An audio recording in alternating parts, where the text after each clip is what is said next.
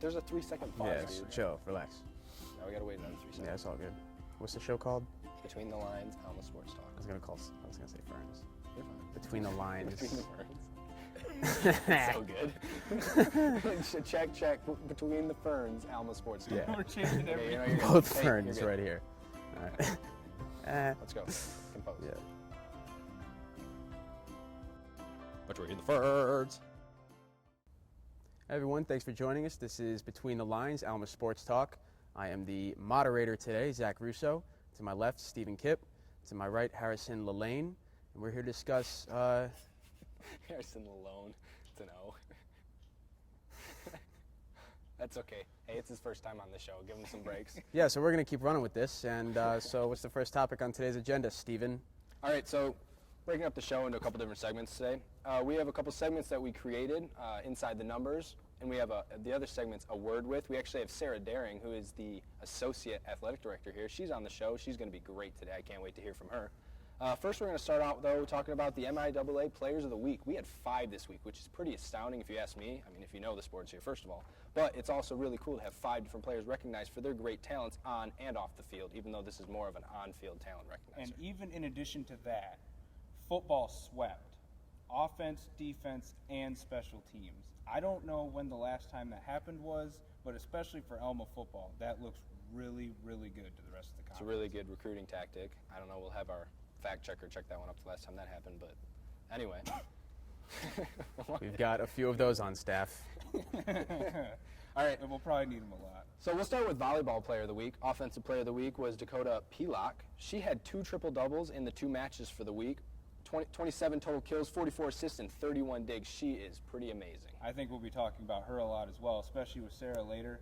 You know, she used to be a volleyball coach here. I figure that'll be something we'll bring up. Yeah, no, for sure. I saw the interview that you did with her the other day. How was that? She looked pretty uncomfortable at first, but then she kind of eased up, in the interview. Yeah, that's usually something that goes on for students, especially student athletes.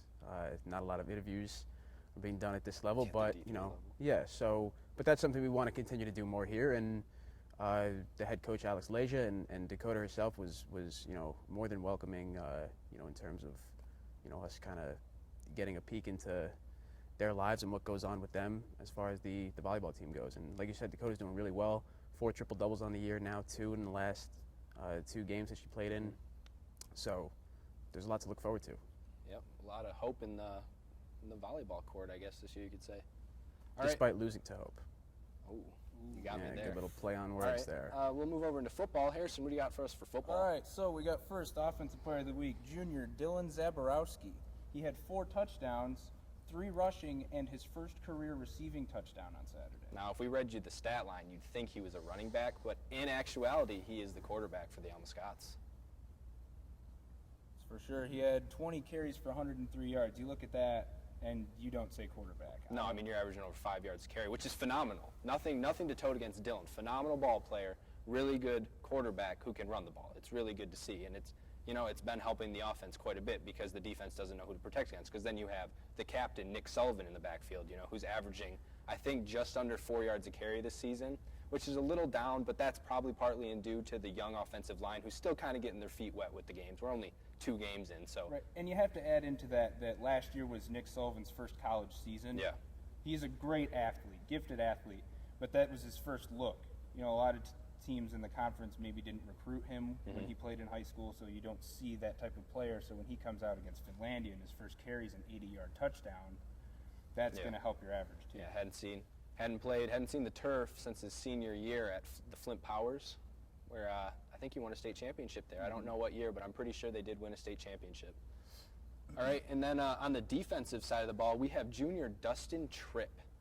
That's kind of surprising to me because I don't think he was a slated starter at the beginning of the season, but he has made his way and he has made an impact on that defense. He had 6 solo tackles, one of them being a sack on the game, and he was just wreaking havoc and just running through the line all game. I will say the one sack he had, though, he came in unblocked. That's a DN's dream. He walked right into the backfield, and the quarterback was like, I can't do anything about that, and he just got trucked. Oh, yeah, and I feel like that's something we'll see a lot of from him, going forward. He didn't have, the opportunity the past year or so, given that we had both Troy Game and Nick Manguts playing on both edges. So now that we have this new scheme with Coach Strobel on defense, it allows Dustin to come in and be basically like an extra defensive end. Well, yeah. And adding that, coming free, like you just said, that happens a lot in the scheme, the way that they draw it up. Mm-hmm. So I think we'll see stat lines similar to 6 tackles and 1 sack for Tripp. That'll be a name we'll be hearing more often as we go. Yeah, and I mean, with the departure of Terry Callaghan last year as senior, that opened up a huge hole at DN. So hopefully Dustin can kind of try to fill the shoes. Not expecting him to fill all those shoes because those are some big shoes to fill. But, hopefully he'll do a good job. And then the special teams got some love too. Jacob Plisco, his first season playing football player, soccer player turned to football to football. He went 5 for 5, 4 extra points and a 19-yard field goal. He has been tremendous this year. Oh, yeah. And his leg, watching him at some practices, he's got a leg. He could kick a 45-yard field goal if he wanted to. He just, the technique is different. Mm-hmm. So coming in, it was just a different form, and you have to deal with that and know that there's going to be a different flight pattern between a football and a soccer ball. Obviously, one's a circle, one's not. But he's transitioned very well. He's gotten coached very well, I have to say. And there will be some competition at kicker this year too, because right underneath him, Tommy Trong, he's a very good kicker as well. All right. So I would expect to see both of them maybe start splitting time, even though Plisco's already an award winner in the conference. I don't think he's missed a kick yet this year, has he? No, he has not missed a kick yet this year. That was very good. All right, and then women's soccer getting some love in the MIAA Defensive Player of the Week. Junior Kelsey Postema. She is the goalkeeper for the Scots. She was a key player, and I mean key player, in their win over Albion, at Albion too, 1-0, 10 saves. She was perfect in net. We could say she was perfect. Oh, yeah. Well, if you're not perfect, you lose the game. That's very true. 10 saves in a 1-0 game. One of those saves gets by her, all of a sudden, game's still going. You look at that, and that it just can completely change the entire season, really. One game, one performance like that can set the tone on defense for a soccer team for the rest of the season. For sure. And teams will have to know that, yes, you can get the scoring opportunity, but even then, you're dealing with a brick wall in front of the goal. Mm-hmm. There's just nothing you can do about it. Yeah, she was very good for them last year, too. I remember covering them for Yearbook. Did you get a chance to talk to head coach Ashley Bingaman? Did she have any words to say about that game? Have you ever had any communication with her? Not regarding the game. Okay. No. She talked about Kelsey at all? Is she in a leadership position? Do we know? Are we going to have to try to get No, Ashley on the show? Yeah, we can definitely speak with Ashley. I haven't spoken with her, regarding the game, like you said. But yeah, I could say just from, what I know about the women's team, Kelsey's a stud in that, and particularly, among the starting 11. I believe she's definitely someone that they rely on. Obviously, you don't want to put everything on your goalkeeper. 10 saves is a lot, and so she probably expects a little more out of the back line of the defense. But, not to put words in her mouth or anything, I'm sure she's very proud of the effort that Kelsey had, on the field the other day.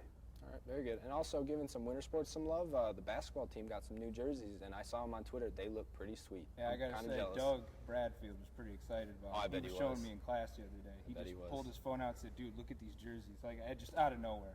And it was just awesome, and they look really, really good. Have to see if we can get some extras to wear on the show, maybe. That'd be kind of cool. I'd be okay and with it's that. only fitting for a really good basketball team. That's fair. Really That's fair. I can't wait to talk about them once we get into winter sports. Speaking of that, we are going to bring in our associate AD. I can't think of her name Senior right now. Women's. Got to loosen up for it. Sarah Dehring. Sarah Dehring. Sarah Dehring. That's right. We all love Sarah Dehring. That's right. Could use some more Sarah Dehring in our lives. Absolutely. Well, Stephen, she's coming up next in our next segment. Yes, our next segment is called A Word with Sarah Dehring. Please stay tuned.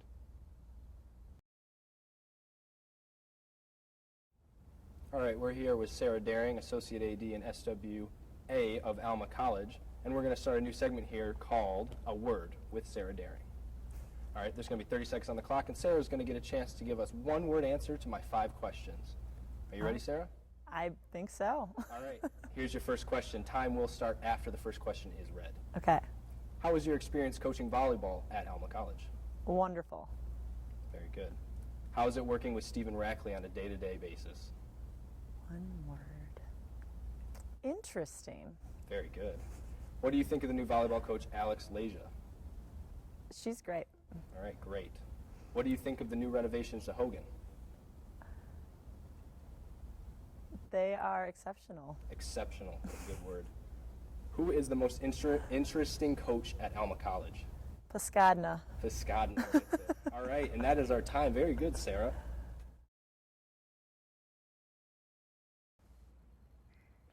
So we're still here with Sarah Dehring, and we would like to get more than one word this time with her.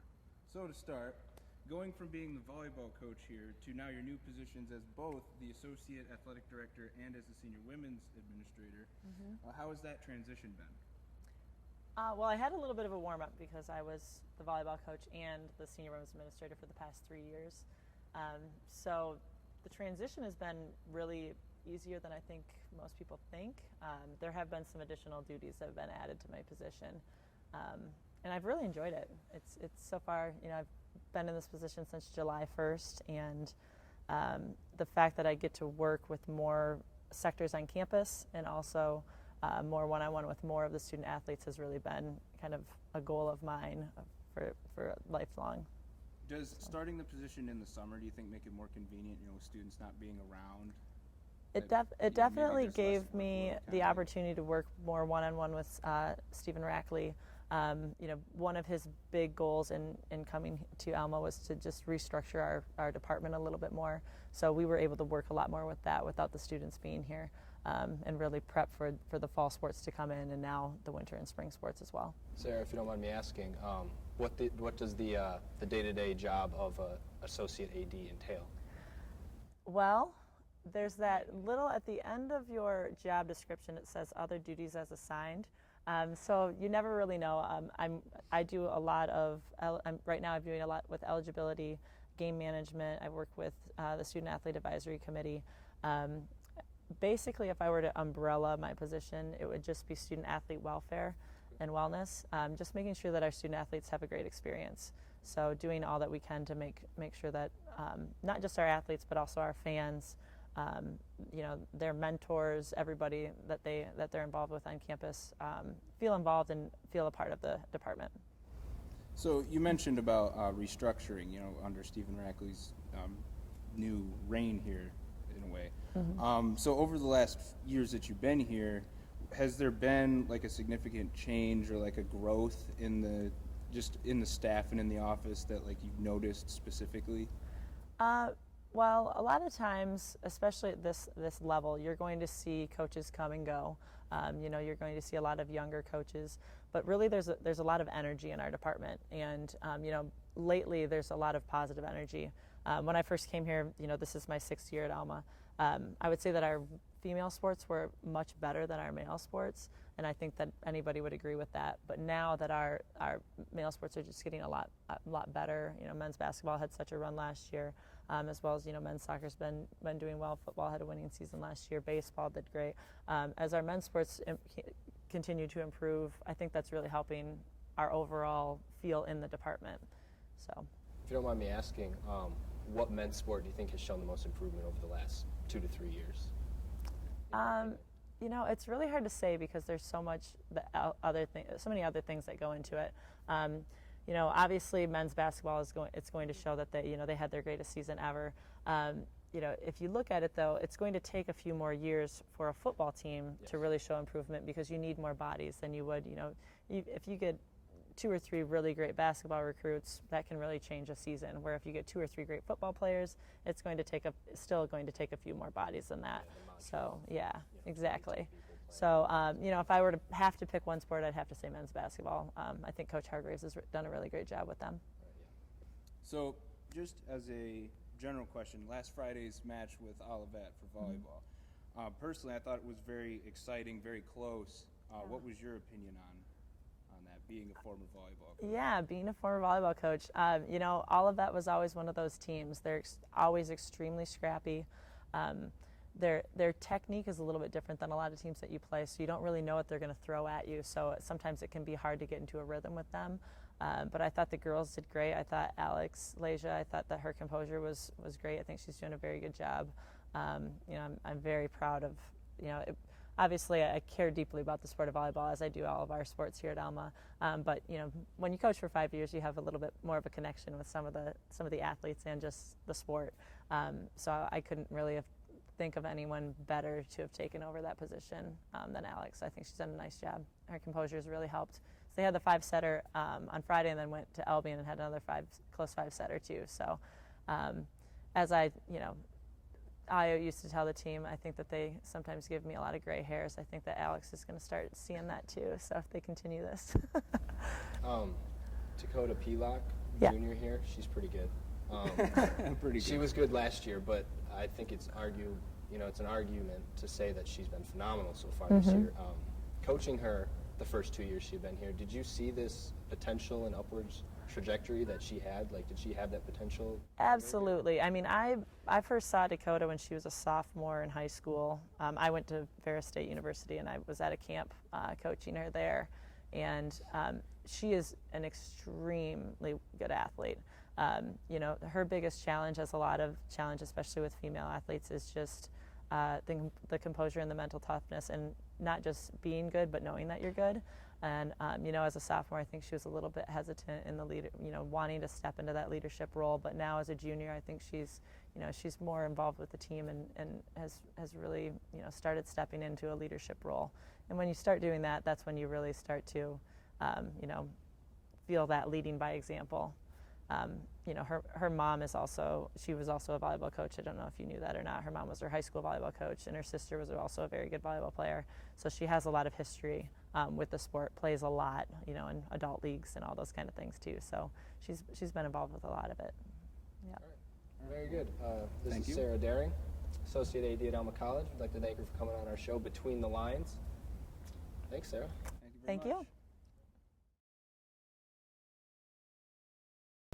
All right, hey there, Scott Nation. We're trying a new segment on today's show of Between the Lines called Inside the Numbers. We're each going to read off a list of numbers, and the other one's going to guess what it's for, only to reveal what the number actually is. I'll start here, and then Harrison will follow, and we'll go back and forth, just like, ping pong or something. That's right. Okay, first number is 365. Something about days in a year. You are incorrect. That is actually the number of kills the volleyball team has through 8 matches this season. Wow, that's ridiculous. That's what All I right, thought when I so read it. my first number, 2009. Oh, okay, so you're talking about a year, I'm feeling, or you might have been tripping me up. 2009, is that the last time the football team had a winning record? Ooh, close. 2009 was the last time that a kickoff was returned for a touchdown. Dan Hugan scored a kickoff return touchdown against St. Vincent this season. Okay, so before Dan Hugan. Very good. That was a good stat. Okay, my next number is 82. 82. Is that a golf score? It is not. 82 is actually the number of shots the soccer team has through 5 games this season. Wow. That's pretty good too, actually. All right, mine, 1729. 1729, is that a fraction or like 1,700? No, it's a time. 1729, I have no idea. Okay, that is Caitlin Arnold's new course record from the Chris Yanni Invitational. Caitlin Arnold, a very good player here at Alma College. I'm sure we'll be doing a feature on her pretty soon on the show. Hopefully we can get her on. Probably pretty quick. All right, third number for me is 807. 807. Is that a number of yards from the football team this year? No, it's actually a women's softball. Softball is always women's. My bad, girls. It's a softball number. That is the number of wins Coach Denny Griffin has amassed here at Alma College. Wow, that's He only ridiculous. had like 200 and something losses, though, too. So, I mean, That's 80%. You can't go wrong with 80%. That's better than DeAndre Jordan's free throw percentage. maybe we'll get That's him for on sure. here, too. Hope you're watching, Denny. All right, mine, 11. 11. Man. Oh, God. 11 is the number of golfers on the men's team this year. No. Last year, we had 13 All-Americans on the stunt team, and 11 of them are returning this year. That's pretty good, I would say, if you ask me. I don't know how many people are on there. I bet those 11 would make a pretty good football team, actually, too. Hey, all right, my final number here is .313, 313. .313. Okay, so it's an average, or Is an average. is it a baseball stat? Batting average from last year? I was hoping you were going to think that. It is actually Coach Greg Visconda's winning percentage here at Alma College. He is 10 for 32. That's on the rise, though. It's on the rise. Last year was a 500 season. They played very well last season, and this year they've looked pretty good so far. The defense has a couple loose ends, but, maybe we'll get into that.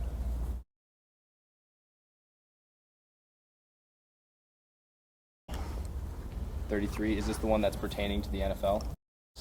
33.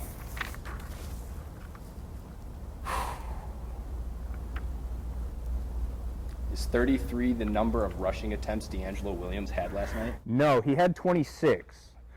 The number pertains to his age. He is the oldest player to get 100 rushing yards in an NFL game. Very good. Okay, well, next we're going to move on to talking a little bit about Monday Night Football since it was on last night, because we are filming today, Tuesday.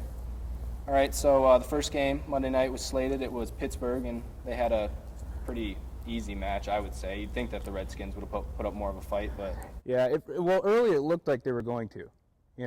2 field goals right off the bat. Deshaun Jackson looked good. Jordan Reed had a couple catches. It sure seemed like that was going to be a game that they could pull out. I mean, obviously the final score says otherwise, but... Yeah, I don't know. You just figure, Pittsburgh down Martavis Bryant and Le'Veon Bell. I mean, Dangelo looked really good, though. He did. Not that it's surprising. He always does. He looked great last season at the beginning of the year. You said 26 touches. What did he have, like 180 yards? What did he have? 2 touchdowns? It sure seemed like it was 140, but yeah.